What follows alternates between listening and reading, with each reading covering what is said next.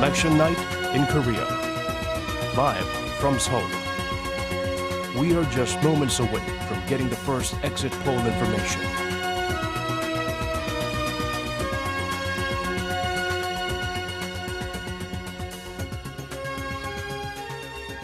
We want to welcome our viewers in Korea and around the world. I'm Moon. This is a special edition of Arirang News. We're counting down to see the first results emerge in this fight for seats in Korea's 20th National Assembly. Over 3,500 polling stations across the nation close within the next few minutes. Our election team is covering all of the action at different polling booths and party headquarters throughout the nation. Our correspondents in the field, let's check in with some of them. First, Jiwon at a polling station in Seoul's Jongno district. It's a highly symbolic electorate in Korean politics. Jiwon, how is things looking like? Hi, Kanyang. The 12-hour voting period is coming to an end, and the last few people are trying to get their ballots in. We'll have more exact data later, but of the 135,000 eligible voters in Jongno district, an estimated of more than 78,000 voted, with a voter turnout rate of 58.1% as of 5 p.m. This is 6.4 percentage points higher than at the same point for the 2012 general election. Now let's see what some of these voters are hoping for in their lawmakers. I'm a student, so the high youth unemployment rate concerns me very much. I hope the new lawmakers will work to alleviate such problems, as well as provide some economic relief. Revitalizing the economy is the biggest problem for us. As an employed person, I hope economic growth will lead to pay raises, which will in turn relieve the financial burden on young Koreans.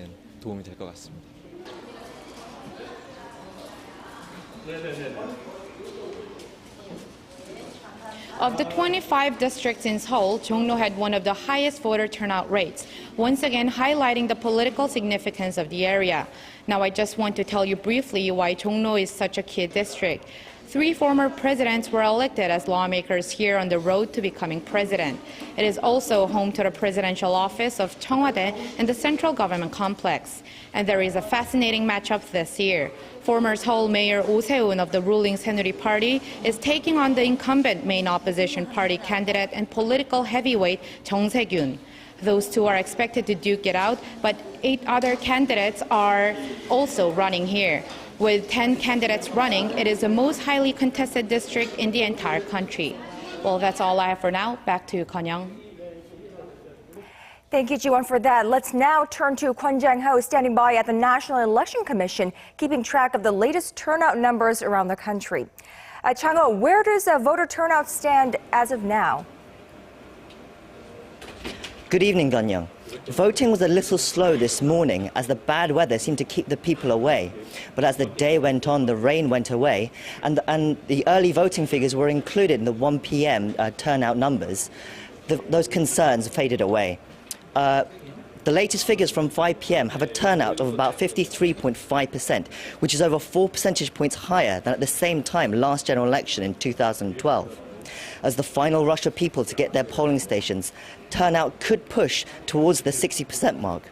If it does, it would be the highest general election turnout in 12 years.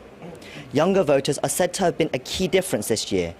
A survey carried out by the National Election Commission before the elections found that when the public were asked how likely they were to vote, 55% of those in their 20s answered very likely, up 20% compared to a similar survey conducted in 2012. The polling stations are now getting ready to close up, and once they do, hopefully I'll be able to bring you the latest figures. Now, Chang-ho, we're also just hearing reports of a cyber attack on a voting smartphone app, as well as the website of the National Election Commission. Could you tell us more about that? Yes, so around 2:30 today, an app made by the National Election Commission designed to help you find your local polling station was the victim of a cyber attack. They lasted for about 3 minutes, but they said it was successfully blocked and the service was unaffected thereafter. Further investigation is underway at the moment. All right, thank you, Jang-ho. We'll check in with our Kwon Jang-ho again for the final numbers in the latter half of the special newscast. Now, right now, you will be seeing live feeds from the three main campaign headquarters very shortly.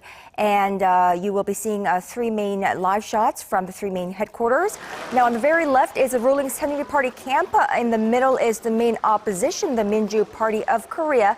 And on the very right of your screen, the minor opposition People's Party. Now, as for the voter turnout, as of 5 p.m. Korea time, or about an hour ago, turnout for the entire nation stood at 53.5%. And that figure also includes early voters as well. And now you're seeing how things are looking like at the headquarters of different parties as of now. And we will be getting early exit polls very shortly. Now, so we will be getting those early exit polling information very shortly, and we will update you on that. But as widely expected, it will be excruciatingly close as there have been neck-and-neck races and hotly contested areas in a number of electorates in this country. Now, the exit polls, but of course they are exit polls. The final call will be made after all the votes have been counted.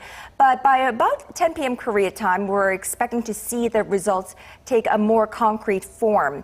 Now, joining us live in the studio to help us get a better grip of this is Dr. Se-ryun, professor of law at Kyung Hee University. Professor Song, welcome to the program. Good to be here.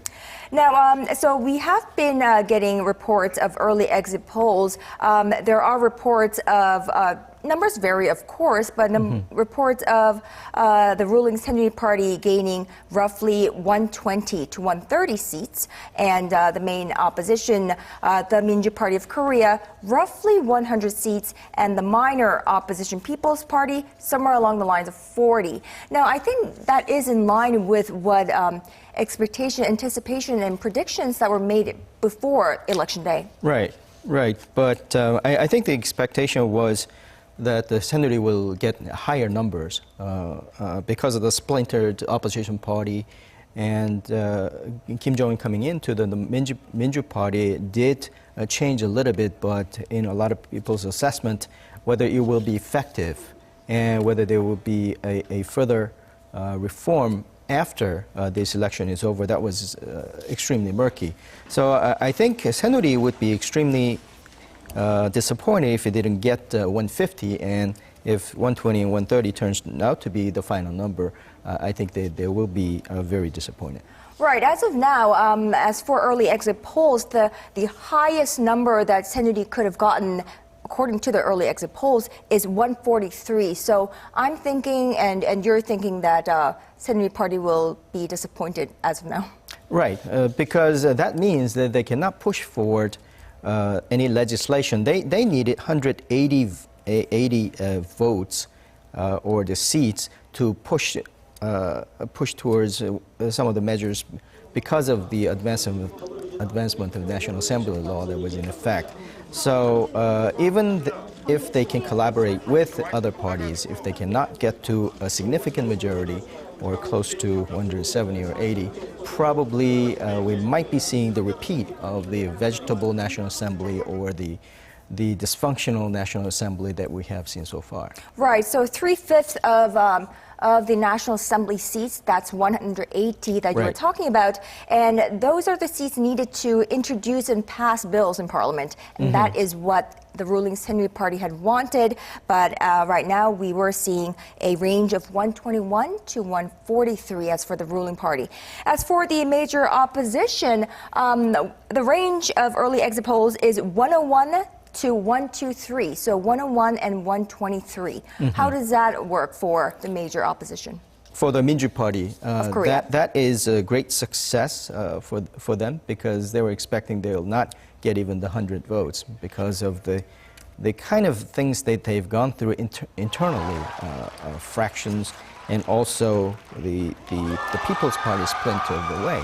Right, and as you can see in the live feed, we are seeing some excitement and a lot of applause at the Minjoo Party of Korea that is quite contrary to what the ruling Saenuri Party looked like before. They were a little bit more reserved and cautious in making sense out of the early exit polls. The Minjoo Party of Korea looking very excited. Right. They have every reason to celebrate at this point because it was very grim even before the election started and when the An Chul-soo and the People's Party splintered away. That seemed like a death knell for them, but they're coming back and be in the same position or better in terms of number of votes. So there is a concern that the vegetable or the National Assembly dysfunctionality might continue, but in terms of opposition party, this is a good day for them. Well, and the newly minted minor opposition party, People's Party. Now, the early exit polls ranged for 34 to 41 seats. That means they have done very well in the Honam area and elsewhere as well. That is more than a lot of people have expected. So I think it reflects people's general wish that something in the political arena will change with a fresh blood and fresh voice coming into arena. But looking at the live feed from the People's Party headquarters, either they are very reserved, cautious group of people, or they don't look too excited or happy about the results. It certainly seems that way. This is not the final number, so they're probably very cautious about showing their emotions at this point. Right. These are only polling information, of course, right. And things can change come 10 p.m. midnight when the count right. has been Maybe done. we should point out that the exit polls have been traditionally very, very varied in terms of accuracy. So this year, I hope that this is a more accurate number than the years past. Right. As for the voter turnout, that's also been released. We have a little bit over 53.5%. Now, going into the race, anticipation was running high that more Koreans will head to the polls this time around because we had a wider window of getting to vote. Right. Now, how will that turnout rate impact the election results? Well, I think this is a disappointing number in terms of participation because, as you pointed out, we have more days to vote. So it should have been towards about 60%. But this lower number probably reflects the fatigue that people feels about the general political functioning in Korea. But traditionally, they would have said that the higher number would benefit the opposition party and the lower number would benefit the Conservative Party because Conservative Party has kind of bedrock, a very solid voting bloc in the aged sector. But this time around, probably the calculation will not be probably applicable because we have a three-party kind of race. Right. So do stay put, Professor Song. I will come back to you. But first, let's now get a look into the early exit polling information that we have been receiving from the three parties. And now, as expected, we are quoting YTN and sourced by KBS, 121 to 143 seats for the ruling Saenuri Party, 101 to 123 seats for the Minjoo Party of Korea, and 34 to 41 for the minor opposition. Let's now go over to the headquarters of the three parties. For the sake of fairness and balance, we're going to take the parties in order of how many seats they held in the previous assembly, which is the 19th assembly. So first, our Park Jiwon, who is at the ruling Saenuri Party's election headquarters at the National Assembly. Jiwon, how's everything looking like there? Good evening, Ganyang. Well, there's a feeling of shock and disappointment here at the ruling Saenuri Party's headquarters at Yeouido in Seoul, as exit polling results suggest that the ruling Conservative Party is probably not be able to retain its parliamentary majority that it hoped in the first place. Although the exact number will be able to see later tonight, well, the Saenuri Party seems pretty disappointed at this moment. Well, that's because the ruling party saw securing the parliamentary majority as essential in backing up the Park Geun-hye administration and helping it to carry out its policy agenda, including its labor reform initiatives. However, dozens of districts, particularly in the Seoul metropolitan area, are hotly contested, so we will have to wait for more exact results in a couple of hours. Meanwhile, party leader Kim Moo-sung will be arriving here at the headquarters later tonight to watch the election results with some of candidates. And that's all I have for now, and I will bring you more updates in a later newscast. Back to you, Kanyang. Thank you, Jiwon. That was our Park Jiwon from the ruling Saenuri Party headquarters. Let's now head over to the headquarters of the Minjoo Party of Korea, where Shin Se-min is standing by. Now, Se-min, give us a sense of what the atmosphere there is like. Hi, Kanyang. As you can see behind me, with the release of the first batch of exit polls rolling out by the major broadcasting services, you can hear them cheering full gears for a lot, as those released by a number of broadcasters have projected a much rosier outlook than what the party itself has initially projected. Now, as those exit polls zoom in on different candidates of each electoral district, cry of joy burst out. Now, although the first round of exit polls are out from a number of broadcasters, those do not always reflect the actual results, which are expected to be finalized towards midnight.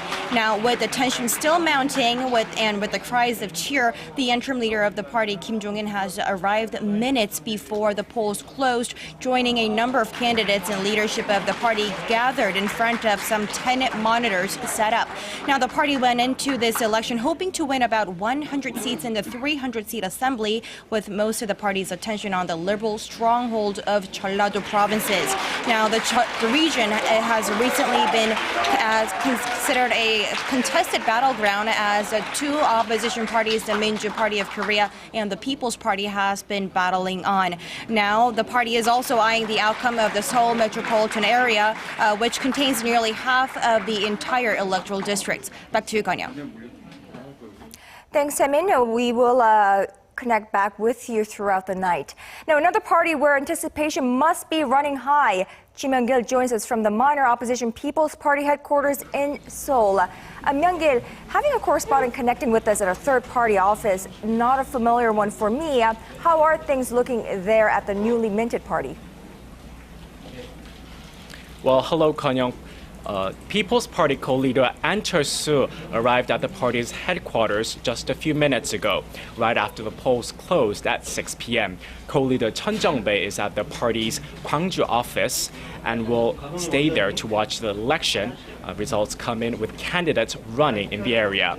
As the polls closed just a few minutes ago, we do not have a firm grasp of the outcomes, but exit polls show the People's Party could win as many as 41 seats and emerge as a powerful third party, one of its goals for this election. The party's target going into the election was between 35 and 40 seats. 20 seats in the liberal stronghold of Jeollado province, 10 proportional representative seats, and 5 seats in and around Seoul. The party currently has 20 seats, the minimum number required to form a parliamentary negotiation bloc. The party says that although they might not see a large number of members elected in individual districts, they're still hoping to receive voter support for the party. Back to you, Kanya.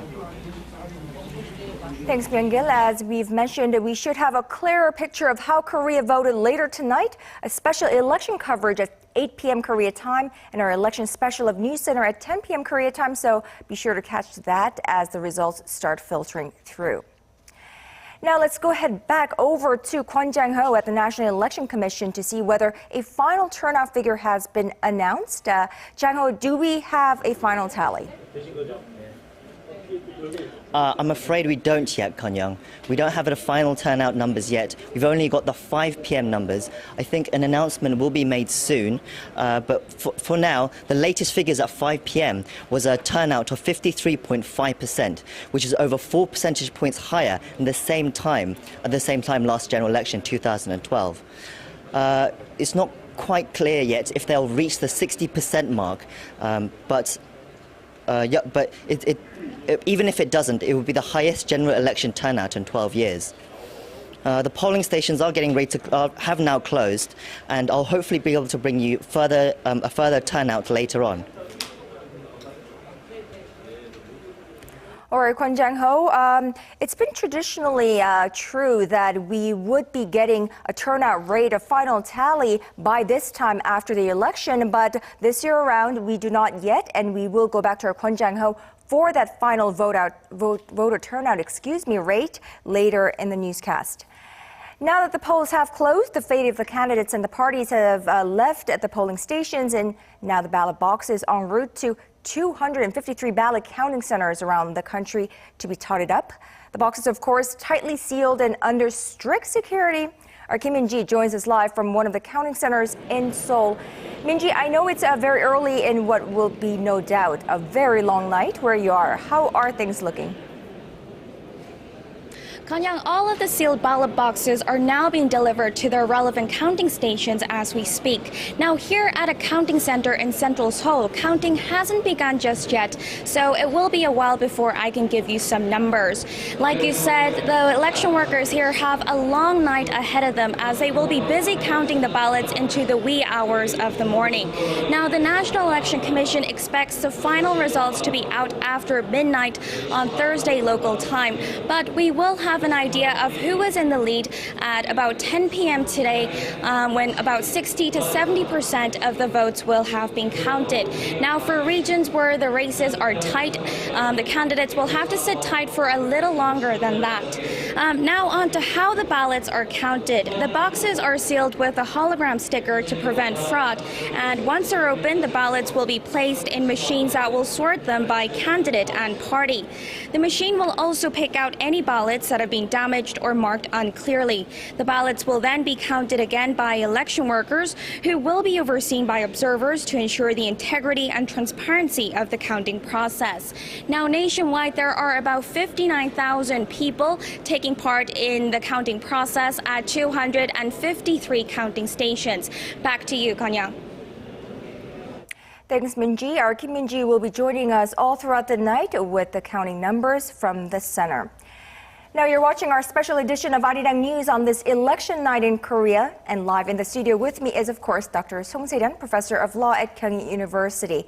Professor Law, let me pick off where we left off. We have been getting a first peek of the early exit polling information. We saw how the three main parties reacted to those numbers. Are there key questions or factors that you're looking at as an indicator of how things will unfold tonight? Well, I was very keenly interested in whether people will try to balance the political arena throughout the different elections. We saw that there is a collective wisdom of the people to not to give one party a carte blanche, and also give opposition, however weak that might be, they try to give or maintain some sort of balance. I think that's what we saw this evening. If the polling numbers are right, then the ruling party might not have the outright majority at this point, and with the opposition party working together, probably they will have a considerable say. Now, we don't know the situation about the independent party, but independent candidates, but taken together, if they splintered out from the ruling party, probably we're seeing kind of a similar picture that we saw before, the ruling party having close to majority, but the opposition party having a pretty big say in the National Assembly. So from that standpoint, the composition of the National Assembly did not change that much. But I think the more interesting thing is afterwards, what kind of internal changes will happen. The head of the ruling party stepping down, and also head of the Minjoo Party maybe stepping down, or have some changes in the factional configuration of the opposition party. So those political drama would be more interesting to see. Right, so more internal conflicts and more internal drama, like you put, that we're expecting from post-election. But we have been closely watching this 2016 general election, because not only because they are to elect the 300 members of the 20th National Assembly, but also because this is really a warm-up to the big one, the big presidential race, and really a barometer or a litmus test. How do you think the results of the general election this time around will impact post-election state of affairs for Korea? I think that's a very key question. That's why I think the political drama that unfolds after this would be very important. The key question in that regard was whether Moon Jae-in will be, again, legitimate, or is it going to just go out the door until he can buy time to come back. At this point, if the Minjoo Party did well, probably that is hanging in the balance because he can stay on because of the win. And another big presidential candidate, Kim Moo-sung, if he steps down, whether he will look at the chance to come back at some point, because I think he did pretty well at this point, but not as well as people might have expected. So I think there is a kind of a chance for him to probably gather some supports around him in other ways. Right, and the results will show how the public sentiment is prior to the election, the presidential election, and leading up to the big one in 2018. All right, Dr. Song Se-ryun, thank you so much for your insights tonight and for joining us in this live coverage tonight. Thank you.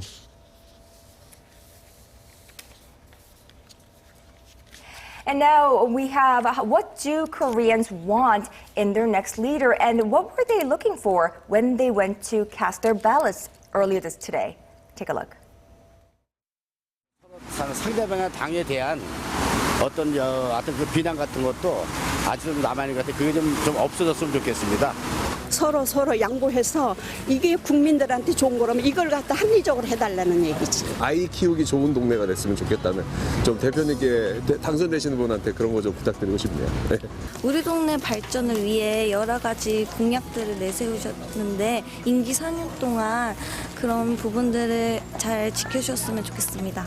평화 통일되고 우리 자식들 잘 살게 그렇게 좋은 나라를 국회의원들이 마음을 합치면 할 수 있잖아요. 경기가 살아나야지 서민들이 살지. 경기 살리는데 좀 주력 좀 해줬으면 좋겠어요. 정치 싸움하지 말고. 정말로 국가를 위해서, 국민을 위해서 참으로 봉사를 많이 해 주십사하고. 자신의 직분이 있으니까 책임감을 가지고 하나가 되기 위해서 더 밑으로 가서 섬겨주셨으면 좋겠습니다. 더 잘 살 수 있고 더 발전되는 그런 의견들을 좀 이 지역에서 나오는 국회의원이 좀 많이 주장을 해주셨으면 좋겠습니다. Millions of Koreans cast their ballots today for the 20th National Assembly, but also taking part in the elections were key government officials and politicians that had been busy firing up political campaigns ahead of the election. Our Kim Hyun-bin gives us an overview of how the day unfolded for those Korean citizens. In a red jacket and black pants, President Park Geun-hye visited a poll booth near the presidential office of Cheongwade. After presenting her national ID, she entered the voting booth to cast her ballot before leaving, after briefly greeting people there. Following a fierce 13 days of campaigning, party leaders also took part in the voting action, visiting local district polling stations to exercise their voting rights. Ruling Saenuri Party leader Kim Woo-sung visited a voting booth in his local constituency in Busan. I sincerely would like to ask everyone once again to vote for the country's future. The main opposition Minjoo Party's interim leader, Kim Jong-in, had already taken part in early voting. So on election day, he spent some time paying tribute to his ancestors. All I can do is wait for the results to come out after the polls are closed. The People's Party co-leader Ahn Cheol-soo also voted early morning near his home. Politicians need to know how to fear the public. To make that a reality, people need to vote. Former President Lee Myung-pak and First Lady Kim Yoon-ok, as well as former First Lady of late President Roh Moo-hyun, Kwon Yang-suk, also visited the polls to cast their ballots. Kim Hyun-bin, Arirang News. Now, the anticipation for this election has been higher than ever with a number of issues, North Korea, the economy, jobs, and so on, facing the nation. But how do you really measure election fever among the voting public? Yoon-shin has more. What better way to really feel the excitement of Election Day than to take a peek at social media in Korea, one of the most wired countries in the world? School's out, work's off, so people have time to vote. When they get to their local polling station, voters get a stamp on their hands once they turn in their ballot as a sign of their participation.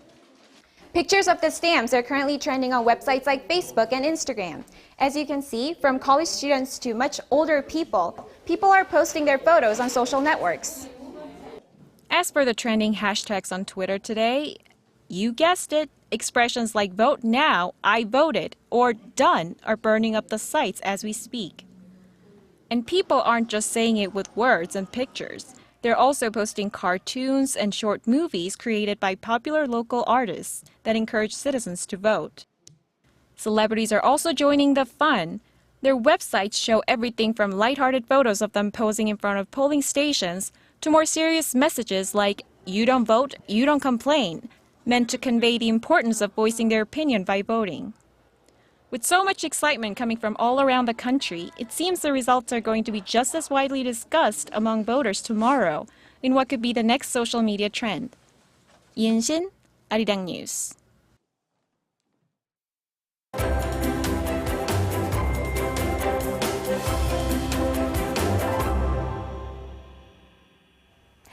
Now, with today being election day and the country's growth still in the slow lane, economic issues were likely on the forefront of people's minds as they turn to polling stations. And while there is growing skepticism among economists about Korea being able to expand in the 3% range this year, the country's finance minister is confident that it will be able to meet his target. Hwang Ji-hye has the details. Seoul's Finance Minister Yoo Il-ho says Korea has enough room to implement both fiscal and monetary policies to prop up growth. This came during his briefing on the Korean economy for foreign investors in New York on Tuesday local time. During an interview with Bloomberg there, he also opened the door for an extra budget, saying if global economic conditions worsen further, the government could rely on more fiscal power. With that, Yoo emphasized 3% range growth is an attainable target for the Korean economy. The government's growth forecast for this year currently stands at 3.1%. Despite the possibility of more easing, the minister's outlook is considered rather rosy compared to global and local financial institutions that expect Korea to fall short of expansion in the 3% range this year. The International Monetary Fund also downgraded its latest outlook for the country to 2.7%. And these grim projections are widely attributed to external economic conditions. Global conditions are worse than expected, and because of that, exports are off track, even if they picked up slightly in March. Pressure from this could justify significantly downgrading the outlook. The IMF also says slowing demand in China will continue to take a toll on the Korean economy. Korea's total exports have plunged for 15 straight months now, and those include, of course, shipments to China, which make up a quarter of total exports. Still, new figures from China are showing a silver lining. Fresh export data points to more confidence that the country is regaining stability, rising 11.5% in March on year in dollar terms, the fastest pace in a year. Hwang Ji-hye, Arirang News. U.S. media is reporting that American intelligence satellites have spotted signs of North Korea may be preparing to test fire a mobile ballistic missile for the first time. If Pyongyang does go ahead with that launch, it would most likely prompt Washington to reassess the stance toward the regime. Connie Kim reports. North Korea may be preparing for its first launch of a mobile ballistic missile that could potentially reach parts of the United States. Citing senior U.S. officials, CNN reported Tuesday that U.S. intelligence satellites have detected such movements, and the launch would most likely involve a medium-range Musudan missile. This type of missile is estimated to have a range of some 3,000 kilometers, making it capable of reaching Guam and perhaps the outskirts of Alaska. However, the officials did not rule out the possibility that North Korea could test the longer-range road-mobile intercontinental ballistic missile KN-08, or its advanced version, the KN-14. Each has a range of some 12,000 and 10,000 kilometers, making them both capable of reaching the west coast of the continental U.S. A South Korean military official said Pyongyang is upping its effort to launch a ballistic missile in order to boost its nuclear capabilities, adding that Seoul is maintaining a defense readiness posture in the event of any additional provocations. The report comes amid speculation Pyongyang could launch another provocation to commemorate the birthday of North Korea's founding leader Kim Il-sung on Friday. Last week, the North claimed that it successfully carried out a ground test of a powerful ICBM engine. The U.S. Defense Department said it cannot discuss the validity of the report, but urged the North to refrain from provocative actions and instead focus on fulfilling its international obligations. With tensions continuing to rise over the North's nuclear missile programs, it doesn't seem likely that Pyongyang and Washington will meet anytime soon. There had been speculation that North Korean Foreign Minister Lee Soo-yong would seek a meeting with U.S. Secretary of State John Kerry on the sidelines of the landmark signing of the Paris Agreement on climate change at the UN headquarters in New York. But diplomatic sources in Washington have dismissed the idea. Connie Kim, Arirang News. Now, China is not only North Korea's closest major ally, it accounts for roughly 90% of trade to the north. That's why the importance of Beijing's implementation of economic sanctions has repeatedly been underscored. But recent bilateral trade figures are already casting doubt on whether China will play that role desired by others. Our Kwon So-ah looks into the figures. Beijing, on many occasions, be it in talks with South Korea or with the U.S., has vowed to strictly follow through with international sanctions on Pyongyang. It recently announced a list of restricted items of trade with the North, with the goal of making it more difficult for the regime to fund its nuclear weapons program. But the latest trade figures show it is still too early to determine whether Beijing's commitment to firing up pressure on the North is taking effect. According to customs statistics, bilateral trade between China and North Korea in the first quarter was 7.79 billion yuan, up 12.7% from the previous year. That's a trade value of roughly 1.2 billion US dollars. Outbound shipments in the January to March period climbed by almost 15% on year, with main items being electronic goods as well as labor-intensive and agricultural products, while inbound shipments rose nearly 11%, highly attributed to its coal and iron ore imports. But the spokesperson explained that China's implementation of sanctions, in line with the UN Security Council resolution that was adopted in March, began only in early April, saying the first quarter's numbers do not reflect Beijing's latest efforts on tightening the noose around trade with the North. He added that items that are not related to nuclear weapons development, such as those for livelihood purposes, are not subject to sanctions. As of now, it looks like only time will tell whether China will keep its end of the bargain.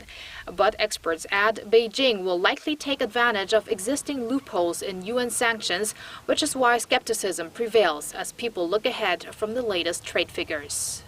Kwon So-ah, Arirang News. And that does it for our special election coverage of Arirang News. I'm Moon-Gun-young in Seoul. Our Daniel Che will be back at 8 p.m. Korea time with another election special coverage. And at 10 p.m. Korea time, a special election coverage of News Center, and I will be hosting that. So stay tuned to Arirang, and I'll see you later.